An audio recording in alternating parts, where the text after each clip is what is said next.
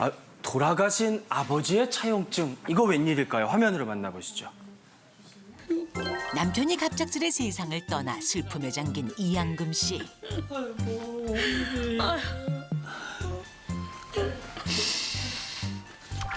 남편의 유품을 정리하던 중 서류 하나를 발견하는데요. 아니, 아빠 친구 이름 아니냐?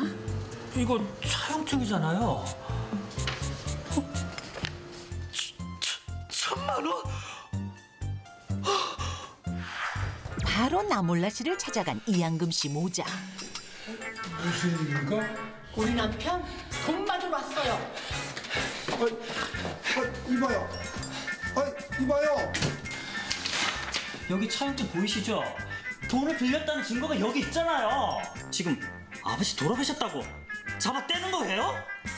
이거 왜 이래? 나는 이미 이 돈을 다 갚았다니까. 정말 이거 왜 이래? 이 사람이 진짜 자꾸 거짓말 할 거예요? 정말 아니라고요. 아니, 난 돈 다 갚았어요. 그럼 이게 왜 여기 있냐고요? 아니, 이거는 아버지가 돌아가시고 나서 나한테 이거 덤땜 씌고 누명을 씌우는 거예요. 난 이거 억울해, 이거. 남편이 빌려준 돈을 받으려는 이양금 모자와 모르쇠로 잡아떼는 나몰라 씨. 이럴 땐 어떻게 하는 것이 좋을까요? 네, 분명히 공감하네. 차용증까지 썼어요. 네, 근데 네. 본인이 돌아가시고 나니까 이미 다 갚았다고 이렇게 우기는 상황인데 이런 경우는 굉장히 많을 것 같은데요. 법적으로 어떻게 되나요? 어떻게 증명을 해야 돼, 네. 이걸? 이런 경우가 상당히 많습니다. 그러니까요. 의외로. 이 경우에는 돌아가시고 아버님이 돌아가시면 상속이 이루어지고 그렇게 되면은 뭐 상속을 받거나 아니면 상속 포기를 하실 수 있잖아요. 근데 상속 포기를 안 하셨으면 당연히 아버지가 다른 사람한테 빌려준 돈을 받으실 수 있는 권리가 상속인들한테 상속이 되기 때문에 청구하실 수 있어요. 네. 지금 사안의 경우에는 갚았다고 하잖아요. 그럼 갚았으면 언제 어디에서 얼마를 갚았는지 구체적으로 한번 물어보시고 그 답변이 애매모호하거나 증거가 없다라고 하시면 소송을 하셔도 됩니다. 네. 소송을 하시게 되면 당연히 차용증이 있으니까 차용증을 내시고 언제 얼마를 빌려줬다라는 금전이 저 상대방한테 갔다라는 걸 입증을 하시면 되고요. 상대방은 내가 언제 얼마를 갚았다라는 거를 주장하고 그거에 대한 명백한 입증을 하지 못하면 법원에서 패소하게 됩니다. 그러니까 그 점을 유념하시고 네. 상황에 따라서 상대 소송에 대응하시면 될 것 같아요. 그렇다면 반대로 빚을 남기고 돌아가신 경우는 그거 어떻게 하나요? 그러니까. 만약에 돌아가신 뒤에 누군가 찾아와서 아버지에게 진 빚이 있다 하고 차용증을 내면서 갚아라. 맞아요. 예, 이런 경우는 어떻게 해야 되나요? 더 난감하지. 그런 경우도 많죠. 아버지가 꼭 재산만 남기는 게 아니라 그러니까요. 채무를 남기고 이제 돌아가시는 경우가 있는데 그때는 아버지가 평소에 채권, 그 채무가 더 많았는지 아니면 재산이 더 많았는지를 자녀들이 좀 점검을 해서 채권, 채무가 너무 많은 분이었다. 이런 경우에는 과감하게 상속 포기를 가정법원에서 하시면 포기를. 더 이상은 이제 아버지의 채권 채무가 나한테 내려오질 않으니까 나는 아버지의 채무를 갚을 필요가 없게 되는데요.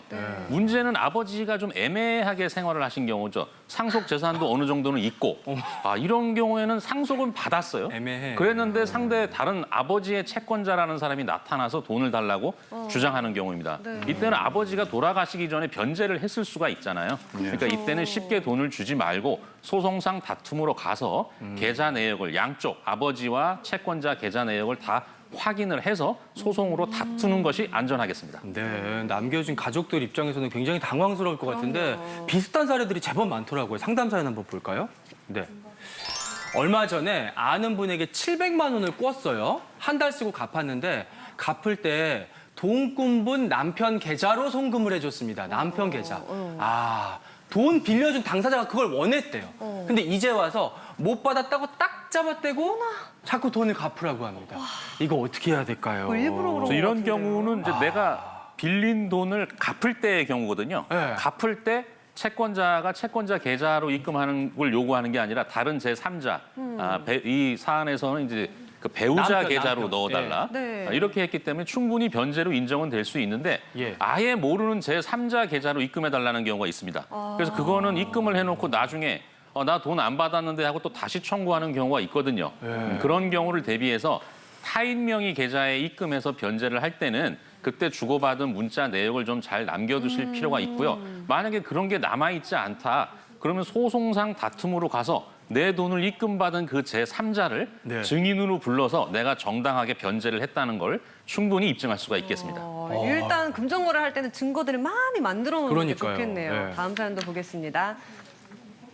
네, 친한 지인 언니한테 2019년 5월부터 총 4회에 걸쳐서 4,450만 원을 빌려줬습니다. 그런데 차일피일 갚지 않아요. 2년 전부터는 이자도 못 받고 있고요. 아이고. 차용증을 쓰지는 않았는데 원금에서 2년 동안 밀린 이자까지 다 같이 받을 수 있을까요? 고소도 할 수 있을까요? 하셨거든요. 김 변호사님. 김 변호사님. 네.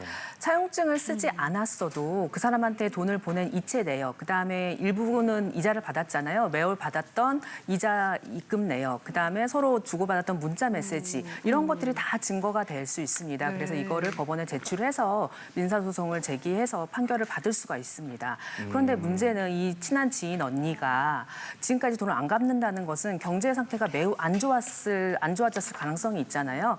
그래서 처음부터 돈을 빌릴 때 갚을 의사나 능력이 없었다라고 하면은 형사상 사기죄가 될 수 있어서 형사 고소하는 것도 방법인데요. 근데 처음에는 능력이 있고 갚을 의사도 있고 그랬는데 2021년에 2년 있다가 안 갚았다고 했으니까 네네. 2021년도에 갑자기 경제 사정이 악화가 되어서 못 갚았다라고 하면은 사실 사기죄는 성립되기 어려울 수 있습니다. 네. 그래서 그 언니의 경제 상태가 처음에 어떠했는지 그걸 잘 확인하시는 게 중요하겠습니다. 네, 마음고생이 많으실 텐데 원만하게 좀 잘 해결이 됐으면 좋겠고요. 10시 47분입니다. 티벗 한번 열어볼게요.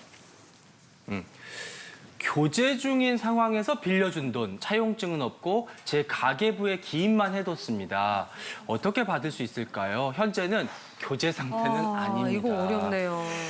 네, 이제 교제를 할 때 돈 빌려주는 경우가 꽤 있거든요. 이거 애매하죠. 나중에 이제 헤어지고 나서 청구를 하는 경우가 있는데 빌려간 것이 확실하면 받을 수는 있습니다. 근데 액수가 그런 경우에는 액수가 좀 큰 경우죠. 그런 경우는 뭐 증거, 차용증이나 이런 게 없어도 그렇게 큰 금액을 아무리 남녀 사이라도 그냥 줄 리는 없잖아요. 그쵸. 그렇기 때문에 차용금 소송에서 이길 수가 있는데 그거보다는 액수가 좀 작은 경우 이런 경우는 뭐 가계부에 기입돼 있다면 결국은 데이트 비용 정도로밖에는 이해될 수가 없거든요. 그런 경우는 돌려받기가 좀 어렵습니다. 변호사님, 근데 그 교제 중에 사준 비싼 백 같은 거는 나중에 다시 받을 수 있어요? 옛날 생각나세요? 아니, 왜 이거 그러세요? 궁금해서. 그런 경우도 이제 결혼을 전제로 해서 준 것이 아니라 그냥 사귈 때 너무 사랑해서 비싼 준 거야, 것이라면 그런 경우는 돌려받을 수가 없습니다. 받을 수가 없어요. 그렇구나. 요즘에 이제 사랑을 가장한 로맨스 사기가 유행하고 있다고 하니까 이것도 굉장히 조심하시면 좋겠고요.